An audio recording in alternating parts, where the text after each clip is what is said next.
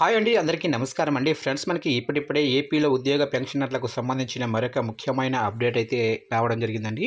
ఇక్కడైతే మనకు వచ్చిన అప్డేట్ ప్రకారంగా పీఆర్సీపై బడ్జెట్ సమావేశాల్లో నిర్ణయం తీసుకోవాలి, ఏపీ వీఆర్ఓల సంఘం అంటూ ఒక హెడ్లైన్ కూడా ఇచ్చారు.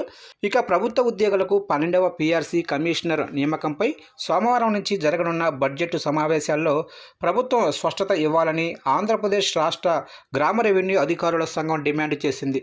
ఇక కూటమి ప్రభుత్వం అధికారంలోకి వచ్చి 6 నెలలు దాటిన నేపథ్యంలో ఉద్యోగుల దీర్ఘకాలిక సమస్యలను పరిష్కరించాలని సంఘం అధ్యక్షులు భూపతిరాజు రవీంద్రరాజు విజ్ఞప్తి చేశారు. అధికారంలోకి వచ్చిన ఏడాదిలోపు సిపిఎస్ సమస్యను పరిష్కరిస్తామని ఉప ముఖ్యమంత్రి పవన్ కళ్యాణ్ హామీ ఇచ్చారని గుర్తు చేశారు. దీనిపై ప్రభుత్వ పరంగా మంత్రులతో కానీ అధికారులతో కానీ కమిటీని నియమించలేదన్నారు. గతంలో పేరుకుపోయిన ఉద్యోగులకు చెల్లించాల్సిన డిఏ ఇతర బకాయిలపై ముఖ్యమంత్రి చంద్రబాబు స్పందించాలని కోరారు.